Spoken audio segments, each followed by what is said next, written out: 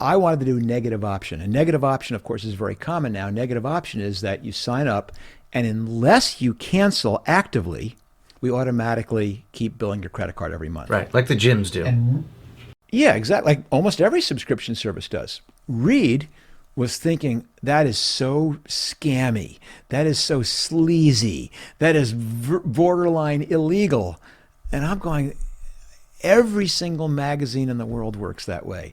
Almost every single other continuity program in the world works like that way. It doesn't have to be sleazy. You can be upfront. You can make it easy to cancel. But just let's just assume they're going to like it, rather than assume that they're not going to like it. And to my credit, I managed to convince him to test that, and that's the test that blew the doors off.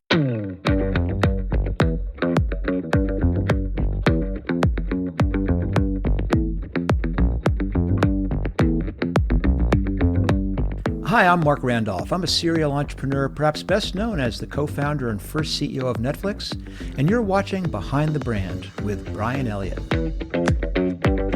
I can't remember who it was. I was listening to a podcast, and she was going, you wouldn't like walk into a store and say, I'll take all that. You got to try things on and see how they feel and see how they fit. And I think it's exactly the same. You know, whatever you think is pretty meaningless. It's what you do and find out through experience that I think is the valuable thing. Yeah. So you're a direct marketer. You got all these sort of entrepreneurial ideas. How far away is that from Netflix? Pretty far. I mean, probably 15 plus years. I mean, I had the combination. I was in the direct marketing business, but I was at the same time either starting companies or being right there as companies were being started. We started a magazine, and I was circulation director for the magazine. So from a startup, but that was the direct response component of starting a magazine. Then launched 2 mail order companies. Then came out to California, helped turn around another mail order company.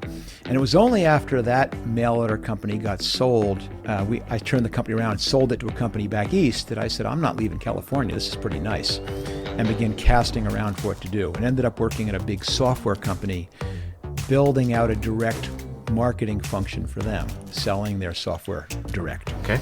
And that's what got me my foot into the technology business, seeing how software was made, how software was sold, understanding that whole market. And it was only at that point where I ended up transitioning from there to general management. I ran one of the big divisions of that software company. Then went with two friends of mine, started a 100% technology company that was doing this really geeky software quality automation product. I mean, the kind of thing you can't explain to your mother. And that was in some ways the entry, because when we sold that company, about 6 months after we started it, the company we sold it to happened to have been founded and was being run by a gentleman named Reed Hastings. And that ended up being an extremely fortuitous meeting for me. What year was that? That was in 1996. And this company, this small geeky quality automation company, was tiny. We had 9-10 people. So 9 of them were consigned to these basement offices to form a business unit in this big software company that Reed was running. And it turned out that he had an opening as VP of marketing at this company. So I was yanked from this little cerebral job, formulating the go-to-market strategies for this little company. And then all of a sudden, boom, running marketing for this multinational, multi-thousand person company. And we did that for only about 6 to 9 months more. And then lightning struck again, and we got an offer to sell this big software company. And this time, there was no job for me at the big new software company. And I was going to be out on my own. But I was being out on my own with that wonderful kind of Silicon Valley golden handcuffs way, where they say you got to come to work for 6 months, and we'll pay you, we'll invest your stock, you have an office, and you really have nothing to do. We're just waiting for the deal to close. And Reed Hastings was also going to be out of a job. They already had a CEO, and he was in the same boat. And I said, I'm going to use these 6 months to start my next company. And Reed wasn't quite so eager to start another company. He was going to go become an educational philanthropist. That was his plan. but wanted to keep a hand in. And so we came to an agreement that we would come up with an idea together.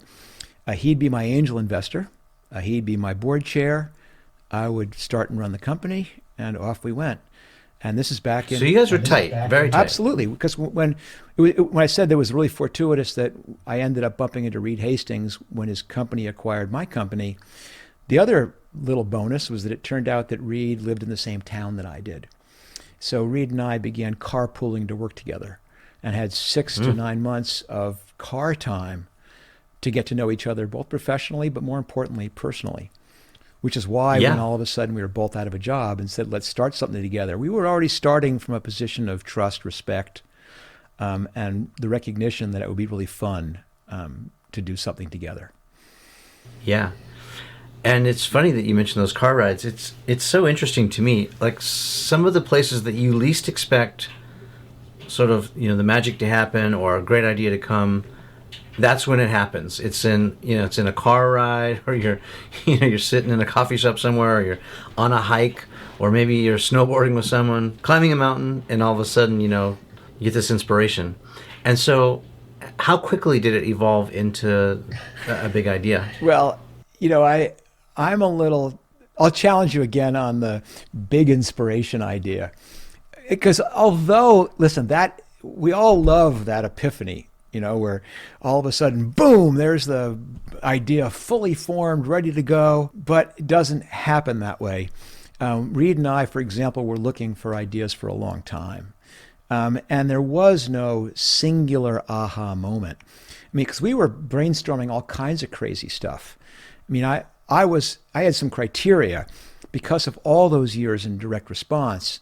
I saw the internet coming along, and I knew that I had to do an e-commerce play, that this was direct marketing on steroids. I also was really keen on doing something that had high degrees of personalization because I was at the point where we were just starting to see direct marketing be able to really use personalization. But other than that, I was wide open. And I remember pitching Reed, ideas. One of them was personalized shampoo, that you would cut off a lock of your hair and you'd mail it to us.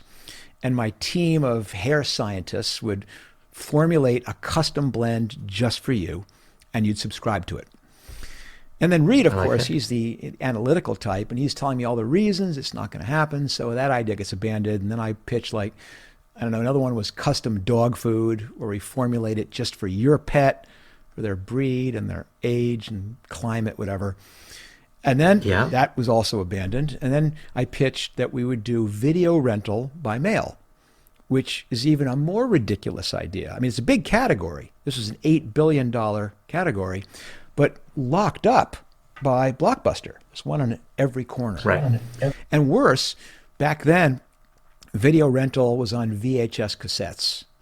And because of all my experience with shipping things using Federal Express, I knew how expensive that was and how fragile they were, and that idea got abandoned. So if there was an aha moment, it probably happened about 2 months later when Reed got in the car on the commute and said he had read about this thing called the DVD, this little plastic disc that was in test market that held movies. And he wondered whether that might allow us to dust off that old video rental by mail idea we've been kicking around. Instantly, we did the thing that entrepreneurs do when they all of a sudden think they've stumbled onto something that could unlock the problem. And it was not rush to the office and work on a business plan. And it was not working on our pitch deck or getting onto Shark Tank or any kind of stuff like that. We turned the car around mid-commute and drove right back down to Santa Cruz, where we lived, and tried to buy a DVD. But it was in test market, so there was not one to be found. So we settled for buying a used music CD and mailed it to Reed's house in this little pink envelope, like a greeting card would come in. And that very next morning, when he picked me up to go to the office, he just held up the little envelope with the unbroken CD that had gotten to the house in less than 24 hours for the price of a first-class stamp. And that probably was the moment where we went, wow, this might work. So I was at the big studios. I was at Universal Pictures in the late '90s, heading into the 2000s, and I was in home entertainment. And guess what we did? It was video on VHS and DVD. Even video on demand was just coming onto the scene, but it was the early days. And you're right. It was Blockbuster Video for rental business, or it was the sell through, or sell inside via Kmart, Walmart, Best Buy, Target, Kroger, grocery We're drug. going, back when we had this idea, and this actually, that car ride probably was in early 1997. Listen, I'm not a movie guy. This is not like Reed and I were spending our car rides debating who the best French directors were or who deserved the 1976 Oscars. I mean, my kids were like young. I watched probably 90% of my movies were Lion King or other Disney things. So I go, maybe we should learn a little bit about this video industry. And I remember going, and I'm sure I might have even seen you there, went to the VSDA, which is the Video Software Dealers Association, which is the trade show for the video industry. And it was huge. I mean, it was the entire Las Vegas convention complex with that, 6,000 square foot booths and larger than life Barney. And I mean, it was terrifying in a way, but it drove home to me the immensity of this business and actually what we were up against if we thought we were actually going to be able to compete to get a foothold in this crazy business. Yeah. No, it's hard to put it into perspective if you weren't in the industry. I mean, going against Blockbuster or any other distributor was like climbing Mount Everest. It was just like... It was even more so because at least people who climbed Everest, except for the first, at least knew it was possible. But it's hard to picture the immensity of what that is. I mean, at the beginning... So we launched, okay. So we had maybe $100,000 that first month. Okay, so it's $1 million run rate, and we're going, oh my gosh, $1 million run rate. We have made it. And then you go, how big is Blockbuster? And you go, well, a single store does about $1 million. We go, well, that's not bad, but there's 9,000 stores. I mean, this company's doing $6 billion a year. It's just the idea that you're ever going to take that on is just like absurd. That's what an entrepreneur does, But at the same time, the lesson I see there, and probably what you guys saw as well, is like, you don't have to be first. You could also be number 2 in that market if they got $6 billion market share. Even second place, third place is not a bad place to be. It's the Salesforce model, which not their model, but someone say they have $100 billion in sales, whatever it was. You take 1% of their business, you've got a $1 billion category. Not so bad. So you're right. Even being a distant second to Blockbuster would have been okay. But our aspirations were much more curiosity driven, which is we didn't use the word disrupt, but fundamentally we were thinking, could we invent a different way for people to rent movies? I mean, it was so fundamentally a flawed process. We just couldn't imagine there wasn't some way to profoundly make it better. Yeah, and there were a lot of mistakes, right? It was so disappointing to go in on the weekend. You can't get your favorite movie, and it was listen, I got to tell you one thing, that aspect, that it's a mess. I mean, the due dates, the late fees, the fact that you can't get the new release you want. But I mean, Blockbuster actually had an internal term for it, and they called it managed dissatisfaction. That was a fundamental principle of their business model. And you have always got to want to compete with a company that has managed dissatisfaction as a central tenet of their business model. Well, and now it's pretty easy to see the evolution or the hindsight, right, of the experience and breadth of your career as a direct marketer, as someone who really found the joy in the personalization and the one-on-one contact with the customer and satisfying the customer and apologizing. To that degree, you can see why it all just was sort of the perfect storm and worked, because you had all these elements that you had prepared for. Another great lesson that we shouldn't overlook, which is nothing goes to waste, right? Like, so maybe you did this door-to-door sales and you thought that was, I'll never get that part of my life back, or you worked this job or that job. But really, if you're careful about it, nothing goes to waste as you continue to sort of build your career or experience brick by brick. And then pretty soon you've got Netflix, in the palms of your hand, and you can go back to and draw from that experience that you had back in the day. It's brilliant. Yeah, it is so true, which is going back to the very beginning of our conversation where I was saying so many people are so stressed out about what they want to do, and they kind of want this predictability. Which I think is what draws so many people into careers like investment banking or law or medicine, because there's some degree of predictability to it. But life isn't linear. I mean, I was a geology major of all things, and I largely have spent my life following my curiosity, and it works out. And even writ small, even being in the entrepreneurial space, if you spend your time thinking about, will this idea work? If you're trying to nail it down so you know that it's going to work, you're never going to get started, because it's impossible. Everything, once you get 3 steps in, the future is completely opaque, like life. And the only way to do it is to start and see what's around the corner by starting down the path. It's just it's probably one of the most things that I'm perhaps most proud of, is that this ability to say, I'm just going to start. I'm just going to try something and let's see where it goes. And the more success I have, the more thrilled I am by what I find around the corner, the more confidence it gives me to take an even crazier first step next time. Sort of getting comfortable with being uncomfortable is definitely a trait if you can learn it. Some of us are born with it, and we feel more comfortable with the uncertainty, unpredictability, not being able to see what's around the bend, and that's fine. But the other part that I want to address is the ego, which is, and maybe, I don't want to pin it on a certain generation, because we've all gone through it. It's like there's a job in front of us, an opportunity, and we don't take it because it doesn't look great, or it's not what we imagine we are worth. We sort of attach our identity to it or not to it.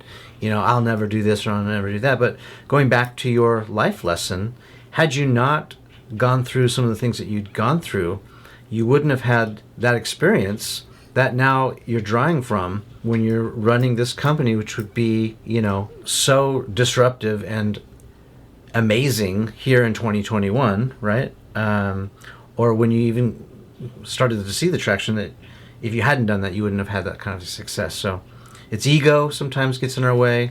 It's playing it safe gets in our way. I think it's a good point. And not being lucky gets in our way. Yeah, there's a big degree of that too. It's funny because, I have this big, not regret's the wrong word. I kick myself, because when we launched, Netflix, this company that everyone said would never work, they were all right. It was a terrible idea. It didn't work. It took us a year and a half to kind of find the business model that actually finally would unlock this. And the business model that finally unlocked it was combination of 2 things. It was this no due dates, no late fees, keep the disc as long as you want model, and subscription. And this was probably experiment number 1,649. I mean, I tried 1,648 other things before I got to that, to trying to get DVD rental by mail to work. And I kick myself because, as you're talking about, life is kind of a collection of these previous experiences which you figure out how to fit together into something that'll work in the future. And why I didn't come up with subscription earlier. I mean, I was a circulation director. I knew continuity programs, but it was just so remote that even I couldn't make that jump to think that maybe you could make DVD rental by mail subscription.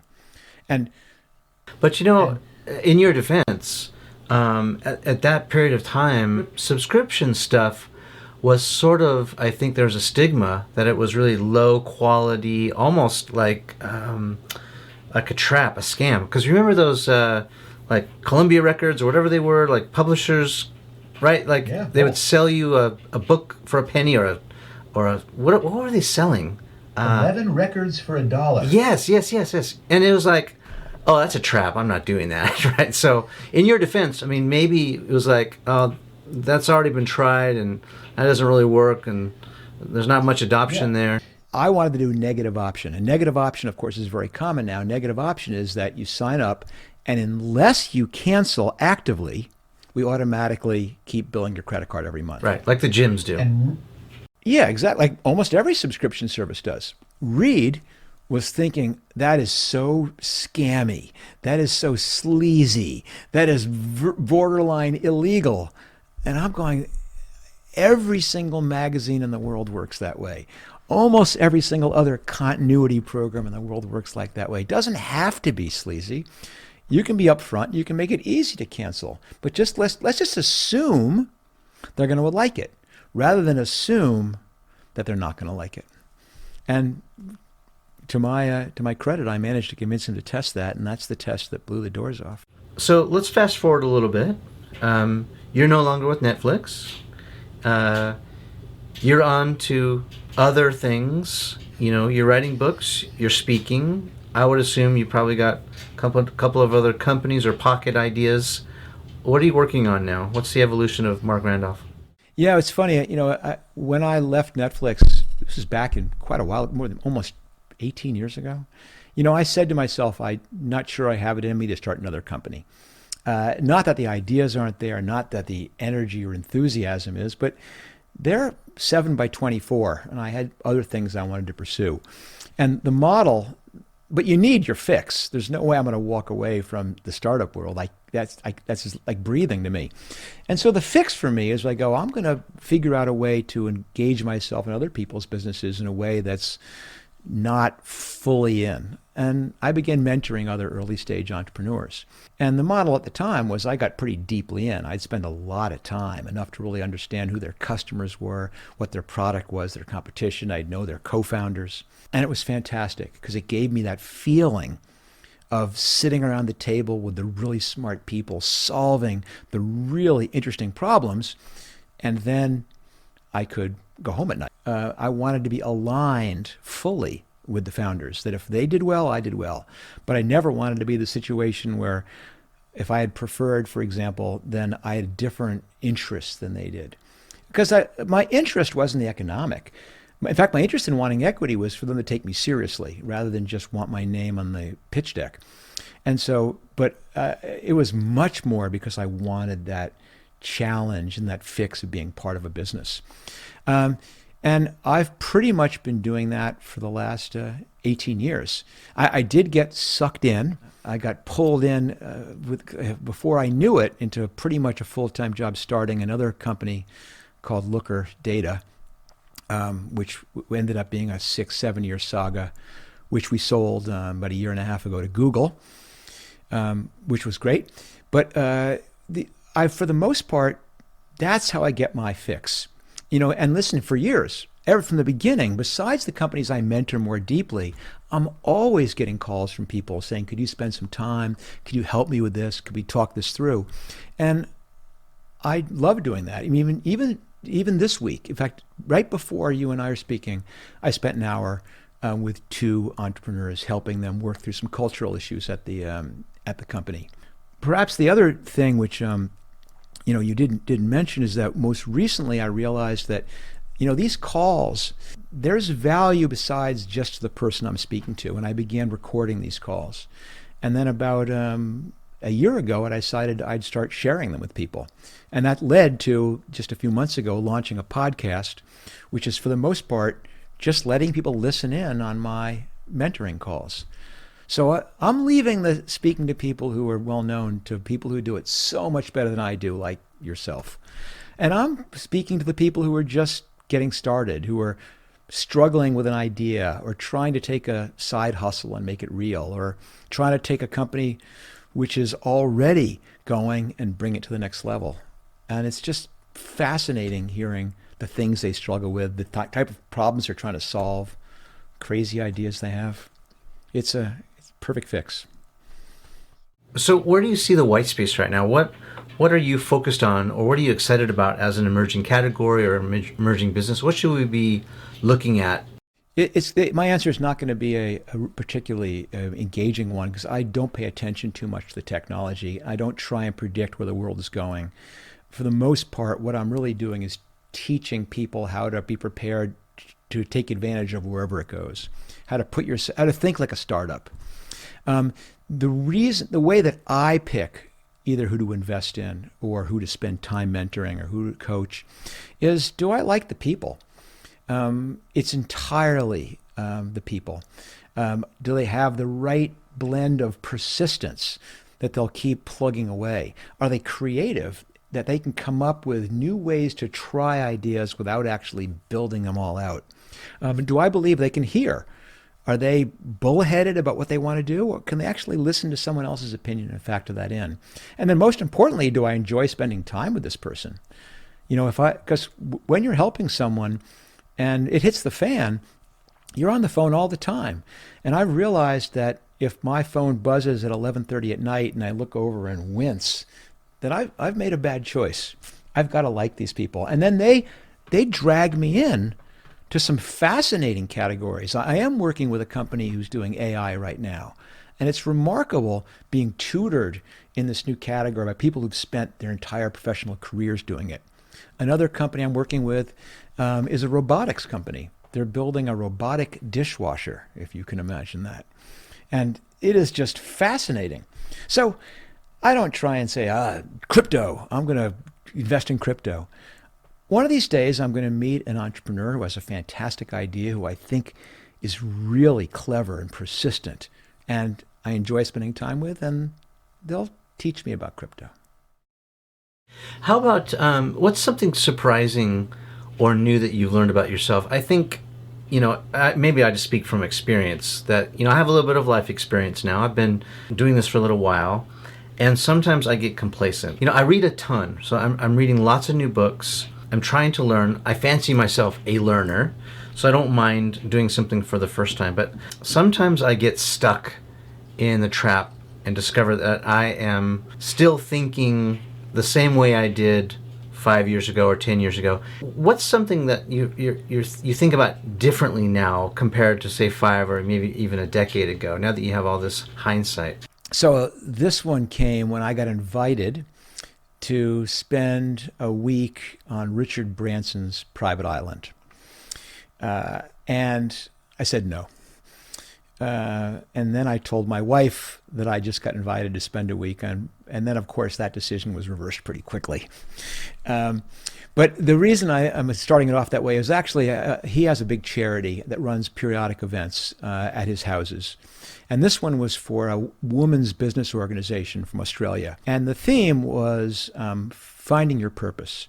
And it was for successful businesswomen who had achieved everything in business that they had hoped, but were still wondering, now what? And they wanted me to come speak about the methodologies that I had learned about how you take an idea and turn it into reality. And I said, no big deal. I'll go. I'll spend an hour, do my thing, and then my wife and I will head to the beach. Win-win. But, I sat and did my thing and then went back and I figured, I'll spend a few minutes and hear what this what's your purpose thing is all about. And I was sucked in. It was like they were speaking to me. And hour went by. My wife showed up. She goes, where the hell are you? And I go, sit down. And we spending the whole time in the conference with the women. And the reason it spoke to me, and this is not that long ago, this is probably 5-6 years ago, and I realized that I've largely because of things that I was not responsible that happened for at Netflix after I left. All of a sudden, I can show up to speak and I'll have 10,000 people who show up to listen. Or I can write an essay and get written by tens of thousands of people. Or I can do a book. But what's the point? What am I doing with that? And it made me realize that the things that I'd learned over my 40 years as an entrepreneur, all these tips and tricks and secrets of how you take ideas and make them real, were these universally valuable skills, way beyond just people who are trying to be successful entrepreneurs. And what I've realized is that's kind of my purpose. And that is a new revelation for me, that it's no longer for me about how do I make money at this? It's not about how do I return shareholder value. It's, can I help entrepreneurs or anybody really take this idea they have and make it real? Can I give them that same shot that I had because people helped me along the way? Right. And that's just given clarity to everything I did. It's why I did the book. It's why I'm doing the podcast. It's why I mentor. It's why I'm happy to speak with you today. It's the purpose. So I have a follow-up question. That's a terrific capstone to what sounds like an amazing career. What if we flipped the pyramid? I sort of was imagining Maslow's hierarchy of needs. Like first you need food and water, and then you need shelter, and then fulfillment is up towards the top, which is kind of what you're talking about. Having a purpose, being fulfilled, loving what you do, making an impact, doing work that matters.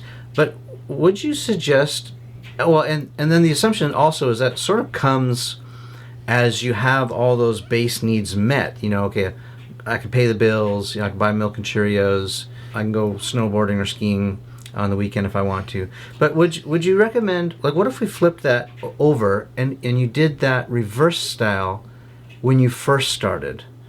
Would it work the same? I do a huge amount of work with early entrepreneurs, people in university or younger sometimes. And that has got to be the single biggest challenge to life, is how much is enough? You can certainly say, I'm going to start pursuing happiness right now. And I see tons of people who are doing that every day on the streets of Santa Cruz. And I can't speak for them about how fulfilled they genuinely are, living, in a tent, largely. But I've also see people, and I'll put my father in that category, or I'll put all the other successful people in the town where I grew up, who spend their entire lives waiting for retirement. And by the time they retire, they can no longer do all the things that would have made them fulfilled. So when do you stop? But one thing I've learned is that the thing that I did learn really early, and I'd say this was when I was in my late 20s, is that the thing that meant most to me, that my yardstick was going to be balance. That I couldn't wait on one of the balance points. And for me, there was 3 balance points. And one is clearly I love entrepreneurship. I love starting companies. I love solving problems. I can't stop that any easier than I could stop breathing. Which means I could do it for maybe a few minutes, and then that's about as far as I can go. But that can't be at the expense of the other important things for me. And number one is I want to stay married. My wife's my best friend. And I vowed early on I would not be one of those entrepreneurs on their 6th company, but also on their 6th wife. But that if I wanted that to be the case, I couldn't take it for granted. I had to invest the time to make sure I stayed connected to her. And that I have 3 kids. And that I wanted them to grow up knowing me and me knowing them. And then the third piece is I'm cursed by having the thing that makes me personally whole is outdoors stuff. And I say cursed because the things I like doing is going off and doing a 4-day climbing expedition. I love going up and kayaking a river in the northern Alaska that takes almost 2 days of flying to get there. These are the types of things you cannot squeeze in between your 11 o'clock call and your 2 o'clock meeting. And then if I was going to be able to feed the rat, I had to make space for it. So it was balance for me. So that's my answer, that you can't invert the pyramid because that doesn't work either. But you have to at some point be taking pieces from all of them at the same time. And listen, I'm an entrepreneur, not a philosopher, and it certainly isn't one size fits all. But I'm really, really, certainly proud of the things I've accomplished in business. But I'm equally proud of the fact that I've spent my entire life every year getting out and climbing and surfing and biking and hiking and doing these things which make me smile for days.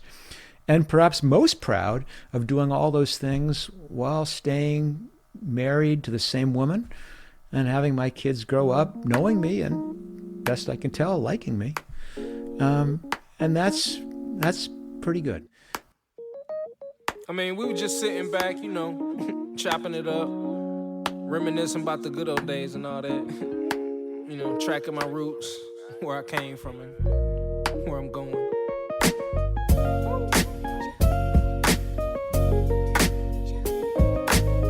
But like I say, man, always said it. It's not about the destination. It's all about the journey. It's all about the journey, baby. Ain't nothing changed but the weather. The dangling carrot that hang from the rear view. Your dreams in the past ain't nowhere near you. Backseat drivers got nothing but 2 cents. Shotgun riders too biased, they all liars. I should get an A for effort, I'm too tired. But I'm never giving up, that's why I'm kinda admired.